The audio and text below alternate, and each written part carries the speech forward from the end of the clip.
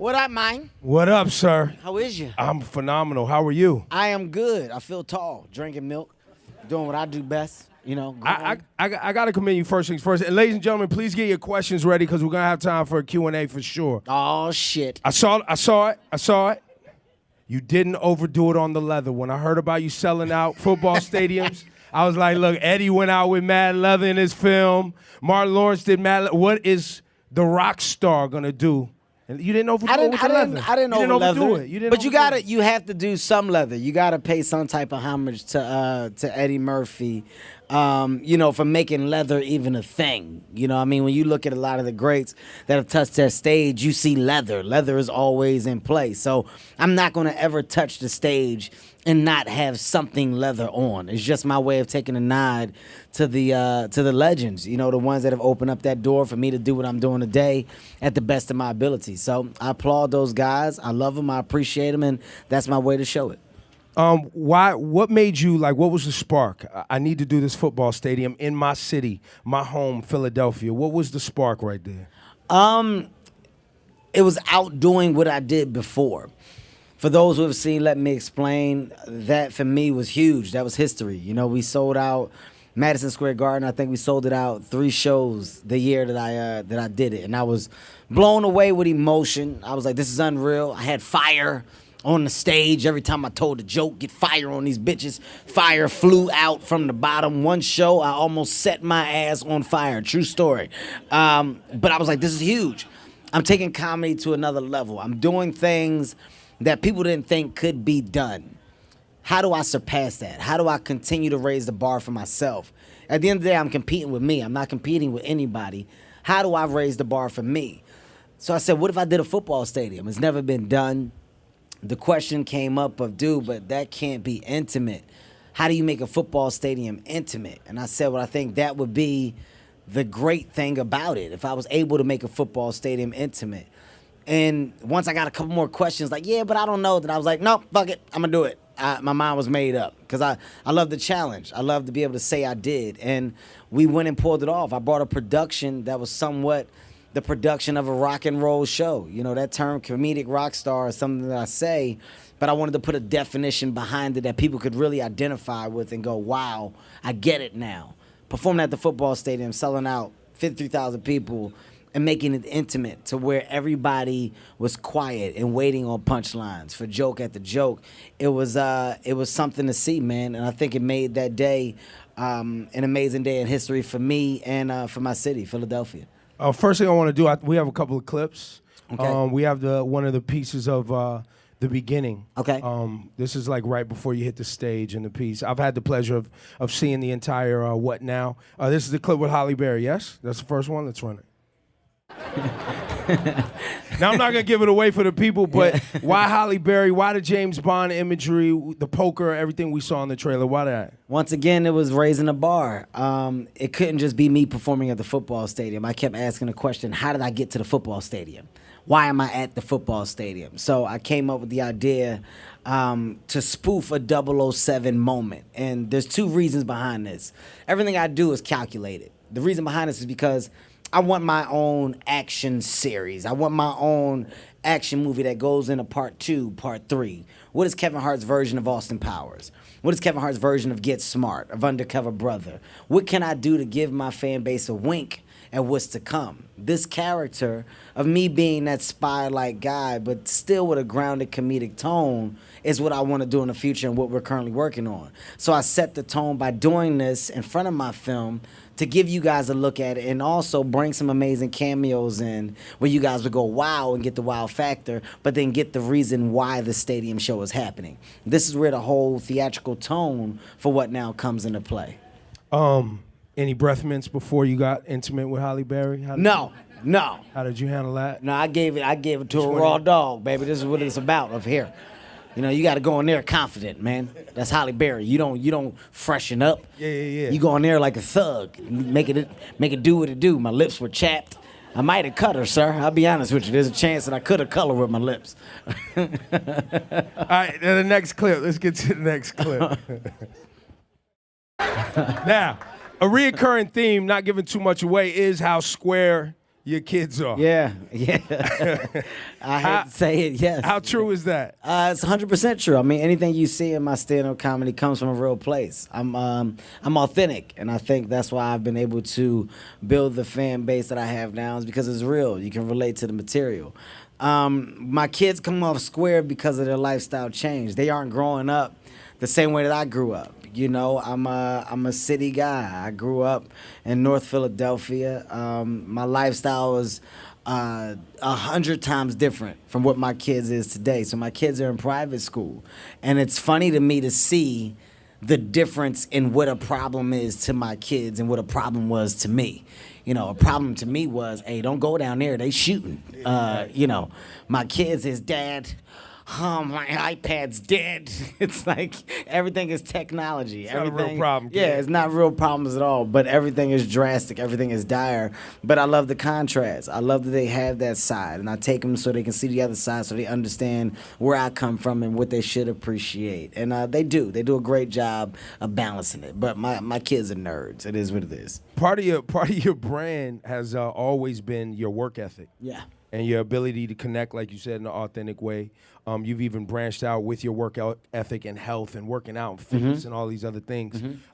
Is that something that you're, making sure that your kids have? Because while they're growing up very different, how do you balance that work ethic thing? Well, I think the best way to do it is to be an example. I pride myself on being an amazing father. I go out of my way, regardless of how busy I am, to make time for my kids. I'm around. I'm current. I know what's going on. I know what's going on in school, what's not going on in school, what conversations to have, what conversations I should be making them have. You know, everything sometimes, it's not about being this guy. It's about making your kids comfortable enough to grab your coat and yank it and tell you what's going on or what they feel or what their problems are. So for me, I think the biggest thing that I find to be a task with my kids is making sure that my kids stay grounded and understand that what dad does is his job, but the reason why the success is where it is because of the work that goes into that job. So with health and wellness and anything, we don't do anything halfway in my household. It's either 100% or it's nothing at all. My kids aren't allowed to start something that they're not going to finish. And that's from a puzzle to athletics to academics. There is no halfway. If you pick it up, you finish it. And that's something that you instill when they're younger. It's something that my mom did to me, and I think that's why I am the way I am now with work. I don't believe in half-ass. I don't believe in not 100%. And my kids have that same thing. Honestly, me and my daughter, we didn't get into it, but my daughter didn't want to go to me receiving the star on the Walk of Fame yesterday. By the way, congratulations, y'all. Thank you. You guys all know that. Thank you. On the Hollywood Walk of Fame. Honestly, my daughter, she didn't want to go because she didn't want to miss school. She was like, Dad, I don't want to miss school. Her biggest thing is like, I'm in the 6th grade. I don't want to fall behind. And I'm like, what the fuck? Hey, girl, it's a day off. Like, I actually had to argue. You got one day off.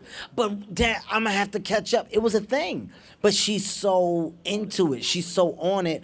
And I looked at that and it made me proud. You know, even though I had to pry her arm a little bit and she understood and I had to go get her work from the school so she was comfortable, it's already in there. It's already in there of I have to finish. I don't want to not do well. I don't want to fall behind. And that's a pat on my back. And I give her mother credit as well because it takes two. And from a parenting side, I think we're doing a great job with making sure that our kids have the correct mindset, especially dealing with a person like myself that's in a position that he's in. So your mother instilled, give it up for that, for sure. Thank and you. That was from Mom, you said. Mom was the work ethic. Mom was making sure you was... Yeah. Never half-stepping, never halfway. No So way. what about Mr. Henry Witherspoon, your dad? What was his... Dad was fucked up. Dad was different. Dad's on the other side. Love my dad to death, man, but that's where, that's where a lot of the problems came. Got it. My dad, I'm an open book, so if you follow me, you know me, and you know what my dad has done. He was on drugs, in and out of jail, in and out of rehab. He lived a rough life, but That didn't change the fact that he was my dad. When my dad finally was ready to get clean and get straight, he did. And now that he is, I make sure that I take care of my dad and I, give him the life that he deserves, simply because I wouldn't be here if it wasn't for him. And if he didn't make those mistakes, I wouldn't be current. I wouldn't be conscious of what those mistakes could basically do. I don't think people go into doing drugs knowing how bad of a situation it could put them in. Nobody goes into drugs saying, I can lose everything. I'm going to do cocaine, and there's no coming back from it. Everybody doesn't expect it to take a hold of them. I would never go down that road because I've seen the damage firsthand. So I feel like my dad sacrificed himself to show me what not to do. So when I made it and I got to where I am now, I could walk a straight arrow. You got to find a positive in every negative. And in that case, it was a very easy thing for me to do. Well, I think we have something for speaking of positive in every negative. Has your father figured out how to say Siri yet? No, absolutely not. No, he can't. Oh. So I think we have something here. You have a clip of it? Hey, Cyrus. Henry, is that you? Oh, yeah. Listen, while you playing around, look, y'all laughing. This is a true thing right here. So we went to the top at Apple, and they've configured the new operating system that if you say Cyrus, like your dad, it responds to you. Yeah, Henry with... No, my dad. So listen, this isn't just on my phone, by the way. It's on everybody's phone. All around the world. If they say, "Hey, Cyrus," hey, if I tell my dad that, he's gonna shit himself. I'm gonna tell him, "Yeah, I told you." I was saying it. He gonna justify it. It was, my dad thinks like it's a person in the phone. Like, I'm not. I wish that you could make this stuff up. Like, he has shaken the phone before.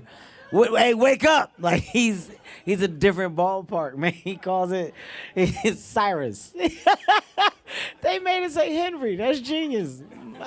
I don't even want to tell him because he's gonna lose his mind. I don't even want him to know. I think this is permanent, right? Or is this have? Is it permanent? Jesus, y'all don't know what y'all have done, man. This is bad. Yeah, this is great. This is bad. They created a monster. If my dad goes back to drugs, I'm blaming y'all for this. This is what'll set him off. This has set him off. I'm back. I'm popping again. This is, oh, Jesus, Apple. What You're y'all going to be in the club, in the street. You're going to be like, yo. You know I'm back on the shit. You see the phones. You see what it say when you say the name, when you think they got it from. Told you, you get it from me, motherfucker. That's my dad. That is amazing. Thank you guys so much. Yeah, that's dope, man. Yo, give it up for the team at Apple all the way around. Give it up for Kevin Hart. That's so flattering, man. There's a Kevin Hart room in iTunes, so when you go to iTunes, right there on the homepage, all the work of Kevin Hart, all your movies, everything is all in one place for the people. That's amazing. There's a lot of stuff in there. Now, I'm not going to lie to y'all and say it's all good. You're going to see some movies in there that I tried to keep under wraps that they found. Just skip by them. You ain't got to get it all. It's a couple things in there that just set my career back a little bit if y'all watch it. Just understand that it's not great at first. You got to work to get to the point, okay? Some of those movies we had one camera and nothing else. That's it. No lights, no nothing. So don't judge me. Those challenges are far gone. They're far behind you. But I'm sure, for the audience too, I don't know if you know, Kevin Hart, his original team, the people who were with him since day one when you was doing comedy clubs. They are still a part of your team. They're around here. Those jackasses are around here somewhere. They're all in the back, man. How do you keep that glue, man? I'm sure that has its challenges. I think that's most important. You're a product of your surroundings. We're very protective of our bubble. And the reason why I say bubble is because 9 times out of 10 when people allow people to infiltrate their bubble is when a bubble gets popped. When a bubble gets popped, it busts. Then you got to blow another bubble. You keep blowing different bubbles, they're going to keep popping. You keep blowing different bubbles with different people in it, they're going to keep popping. You know why? Because everybody don't know how to stay in this bubble. I got a group of people that knows how to walk in the same bubble. We ain't popped our bubble yet. We don't let new people come in our bubble because that's the only thing that can break our bubble. That's the only thing that can pop us is a different individual that doesn't understand what we have and how serious what we have, how serious we take it. We pride ourselves on the fact that we're not only friends, but my friends have become businessmen. You know, I love the fact that I can look at my team and I see my guys taking care of themselves and their families. Them making decisions on behalf of what they know I would want or need and coming back to me in the most professional manner and having conversations based on the progression of a company, you know. That's a different ball game for us. And it's something that, you know, we hold our head high about because we started from ground zero with nothing. And that ground zero is now turning to Heartbeat Productions. It's turning to Heartbeat Digital. It's turning to New Generation Promotion. It's now turning to the Laugh Out Loud Network that'll be launching very soon as well. We're an entity. So I think for that, I applaud my friends on keeping me grounded and staying true to me and believing in my vision. And at the same time, me staying true to them by keeping a promise of making us all successful by putting them in successful places. I don't believe in holding people back. I believe in uplifting them and giving them a chance to do what they can do and be the best individuals they can possibly be. And every single one of my guys has stepped up to the plate and risen to the challenge. So and they still all get along too. Like this isn't just no. We fight. We fight. Yeah, we definitely most of the fight. time, look, I was trying to. No, we fight. Oh, get along. Oh, yeah, okay. Yeah, we get along. We get along. We all get along. Will we still see Kevin Hart doing the? I mean, it feels like every 3 months there's a new Kevin Hart project. Is that? Am I saying that? It feels like every 90 days, 120 days. That's a good. We that's see a Kevin good Hart. time. Is that the same timeline you're going to be on with these new projects you're telling us about today? I mean, look, I like to work. I'm 37 years old. I'm not old. You know, I think I got a lot to offer. I got a brain that's constantly working. Right now, you're looking at my baby. This is my movie. You know, I funded it. This is Heartbeat Productions at its finest. Universal came in and they're distributing it. This goes, okay, well, what's the next thing? I'm always thinking about the next thing. I don't revel in the moment. I'm thinking 2 years ahead. So, I mean, I'm filming Jumanji now. That's with me, Dwayne, The Rock Johnson, Jack Black, Nick Jonas, Karen McGillian. We're doing that. After that, I do Untouchable with me and Bryan Cranston. We're going to start working on Secret Life of Pets Part 2. I have another animation coming out called Captain Underpants. Season 5 of Real Husbands of Hollywood. That starts today, actually. We go into pre-production for Season 6 and start to create those episodes in the summer. Currently within the network and the social media platform, not social media platform, the subscription-based comedy network that we're doing.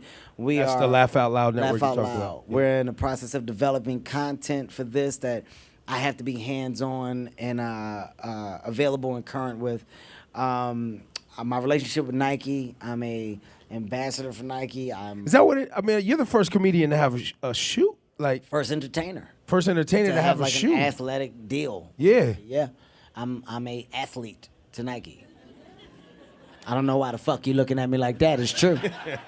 Okay? I'm an athlete. No, the reason why is because we wanted to do something special. So what I'm able to do is bridge that gap between professional athlete and person that doesn't consider themselves to be an athlete. But a performer, because your energy, your just who you are as a person is about performance all the way around, from fitness 100%. to hitting that stage to 100%. the movies and the films, the whole thing. But I also take pride in making people understand it's easy to make yourself better. You know, I think it's a mentality that we can all have. And sometimes people just need a push in that direction.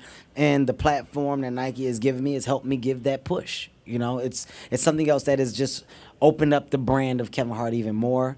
Headphones, music headphones. You guys will be probably seeing those a lot soon. That's a partnership that I have with Drake, myself, and Chris Paul. We've partnered up, and we'll be launching a headphone that basically connects the world the best way we know how, you know, through music, through connectivity. So these are the first shareable smart headphones where you can listen to music and instantly share and send it to whoever, but through the headphone device.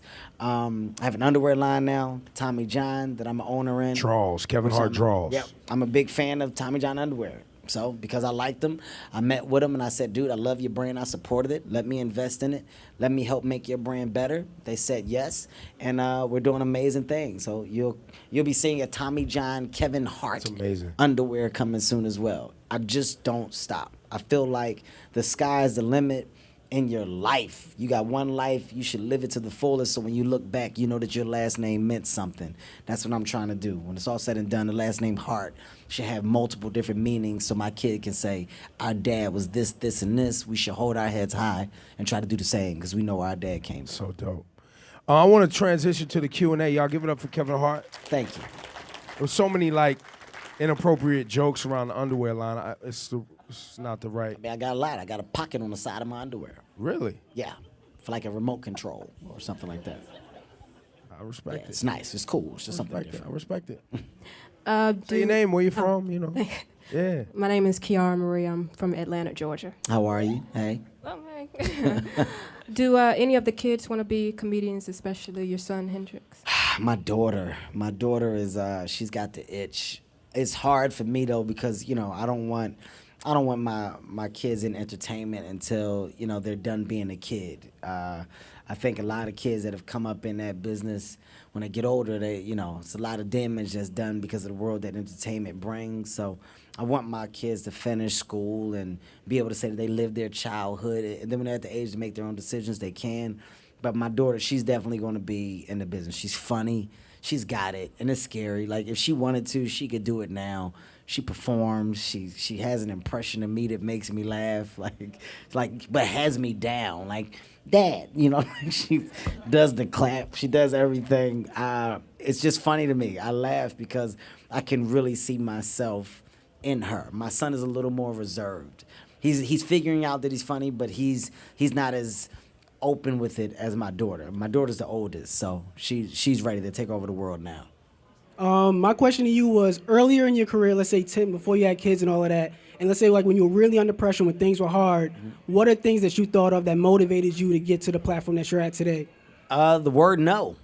The amount of times that you hear the word no. I think rejection is what makes or break any entertainer. The strong are really the ones that truly survive.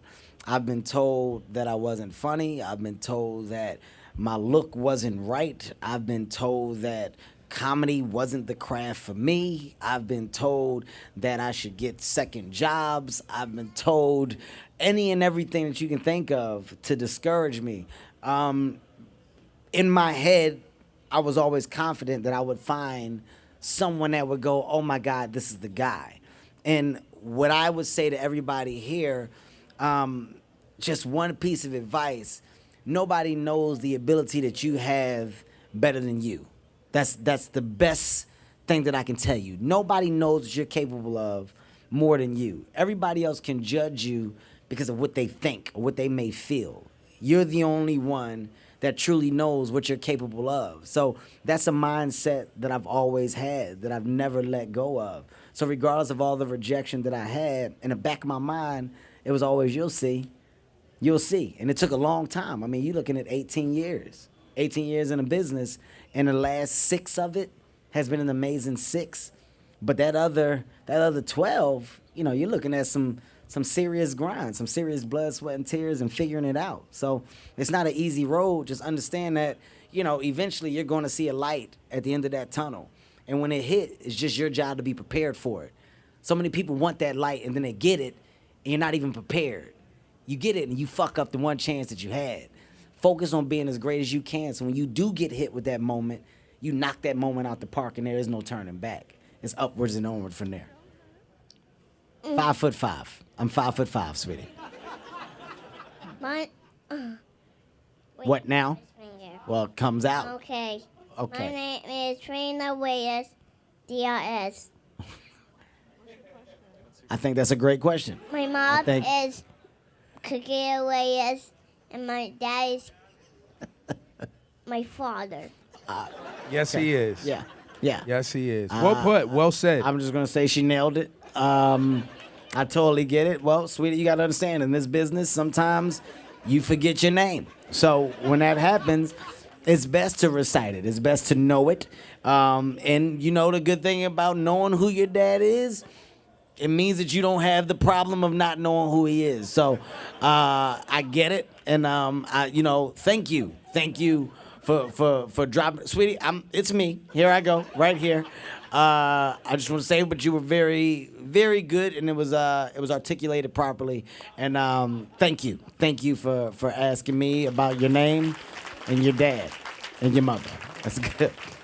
Hey, Where we at? Ken. Hi. My name is Morgan, and I was just wondering if you have any like token advice you would give to young people who maybe want to pursue a similar career as you. Of course. And by all means, please, guys, when I give advice, I'm not the guy that knows everything. I'm just going and speaking from my personal experience of what I feel could possibly work. The one thing that I would say is don't be a talker, be a doer. I personally can't stand the talker. I can't stand the, you know what I'm gonna do? Hey, you know what I'm thinking about doing? Hey, you listen, here's what I'm, give me 2 weeks and I'm gonna figure, I don't like that. I figure that the best way to do something is to actually step in the direction of what it is that you're thinking. Nothing can happen hypothetically. It's impossible. Things can only happen if you take a step in the direction of making those things happen. You have to be proactive in your life, in your career, in your dreams, in whatever goals you set.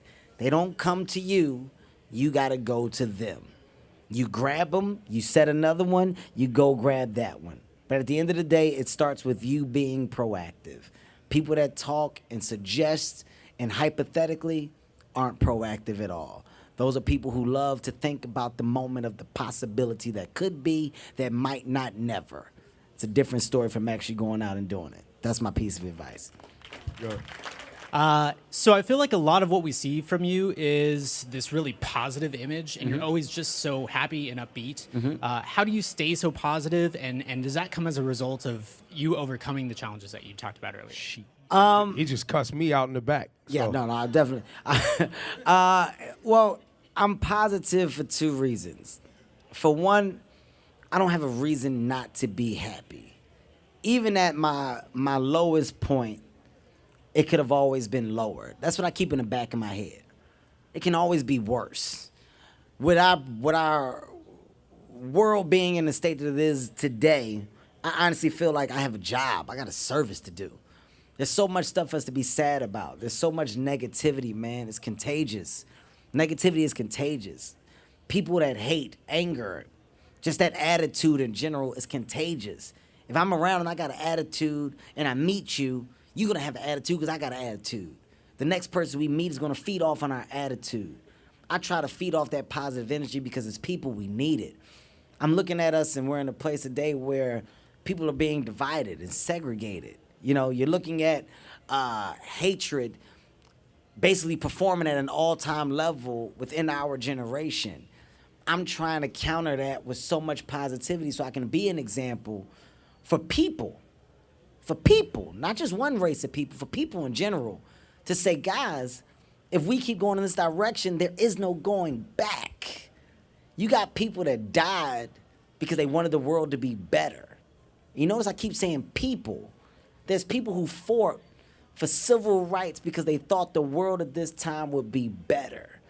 We're doing those people a disservice by going backwards. So if you're a person that promotes negativity, you bring that anger into the world, you're a part of the problem. But I'm going to kill you with a hug, and I'm going to kill you even more with a smile, with a high five, with a how's your day? Good, I hope you have a better day, because that's what I'm going to give off. I'm here to make this world better. I'm here to make people love. I live, love, and laugh on a daily basis. I don't give a damn how bad it is. I'm going to live, love, and laugh. That should never change from people. That's an attitude that we should always have. No matter where you go in the world, people laugh. I don't give a damn what your ethnicity is, what your race is, your age, you laugh. Laughter brings joy to the world. I provide joy. I take that very serious. So that's why I'm always positive, sir. No room for negativity. You mentioned briefly about your entrepreneurship and different avenues you're taking for your success. But you didn't mention rap. Okay. Being that Ebro's in the building. Bars, y'all ready for chocolate dropper bars? I don't know who chocolate. Being that Ebro's in the building. We gonna get to these bars, Kev. What's up? I saw a record with Migos. I saw a record with Trey Songz. Can I clear something up? Can I clear something up today? Of course. Okay, listen. And I really want you guys to listen. I've been getting this for like the last 2 months, heavy. People think that I'm chocolate dropper. Like it's really starting to bother me. Okay, it's yo Kev, yo you're dropper. We would love to see that man is his own man. I don't know that guy. Like who he is and what he does is what he is and what he does. I guess because we're both short, we're dark skinned, that people compare us. I mean, I'm happy for him. I'm happy that right now he's getting the light. He's shining. You know, I heard that he's got the mixtape coming out on the 14th, and I heard about the cipher that he did with Lil Wayne, and people were saying he was amazing. It's official. And he's got a video coming out from a single I think he has with Trey Songz. I'm not even informed on what he's doing. I'm saying I'm a comedian. You know, I got a movie coming out. I could give a shit about him and his mixtape. It just so happens it comes out on the same day, which I'm a little upset about because I feel like he's low-key throwing shade at me and my movement, but then he said he put it out for the movement. So until me and him have a talk, and we will have that sit down so people can see that we're not the same guy, and I can put this rumor to rest, I don't know what to do. And if you're a fan of him, my suggestion, you know, send him at him. Tell him that. But I'm not him. I'm a clean, respectful guy. He's ignorant. Dropper's ignorant. Whoa. Dropper's ignorant, man. Whoa. He cusses at people. He doesn't wear a shirt. His mouth is filthy. It's nothing but every cuss word to come out of his mouth. I'm not about that. I thought you was gonna take the high road. You really? Well, it just upsets me that I keep getting compared to the guy. So there is some frustration. I dress way better. Way better. Just put the separation there and understand why it frustrates me. That's all. Well, I apologize for the question. I'm sorry, and I don't want to get upset. It put me in a little bad space, and I just told that man that I'm positive, and you took me to a negative space. Ladies and gentlemen, give it up for Kevin Hart. What Now, our Friday. Thank you. Listen, manage this with your father? Yes, I manage this. I'm scared to tell him. I didn't realize that this was going to be that heavy when we decided to do this. But and ladies and gentlemen, thanks for coming out. Big up for yourselves as well. Thank you all, man. Go out, go see the movie, man. Like I said, this is my baby. I'm proud of it. It does not disappoint. It's my best hour to date. Things like this, man, I've really enjoyed simply because they're intimate and it's informative. And I believe in giving information. Like I said, I love to make people better. And I think with any information that you guys can get, it can help you take better and more powerful steps in whatever direction you want to go in. I appreciate you all for listening. I appreciate you all for being here. Thank you so much. Ebro, I love you, boy. Thank you, guys.